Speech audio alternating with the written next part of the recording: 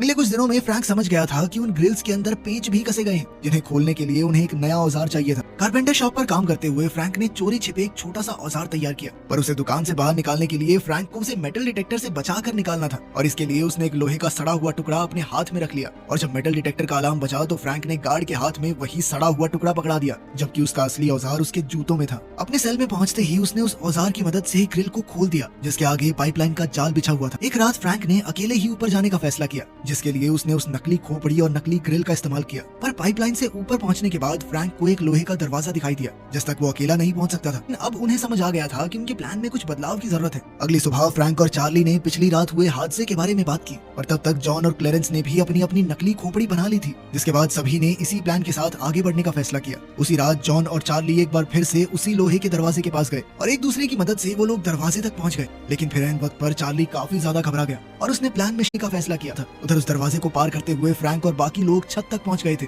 जहां उन्हें search light से बचना था। उधर चार्ली ने भी आखिरकार जेल से भागने का मन बना लिया, जिसके बाद वो पूरी रफ्तार से पाइपलाइन से होता हुआ उस लोहे के दरवाजे तक पहुंचा। पर अब वो अकेला उस दरवाजे को पार नहीं कर सकता था, जिसका मतलब था उसने अपनी आजादी का मौका अपने डर की वजह से गवा दिया। वहीं दूसरी तरफ सर्च लाइट से बचते बचाते फ्रैंक, जॉन और क्लेरेंस जेल की दीवार तक पहुंच गए। उन्होंने देखा कि कहीं आसपास कोई है तो नहीं, और फिर वो चुपचाप दीवार को पार करके जेल से बाहर आ गए। अब वो तीनों कैदी एक रोड को पार करते हुए समुद्र के किनारे तक पहुंच गए थे। वो अच्छे से जानते थे कि किसको क्या करना है, और तीनों शांति और तेजी से अपना काम कर रहे थे। उन्होंने जल्दी जल्दी नाव के अंदर हवा भरनी शुरू कर दी, जिसे मुंह से फुलाना बहुत मुश्किल काम था, लेकिन फिर भी अपनी जान बचाने के लिए उन तीनों ने ये कर दिखाया। और अब वो लोग अल्काट्राज की सरहद से हमेशा हमेशा के लिए दूर जाने के लिए समुद्र में उतर गए।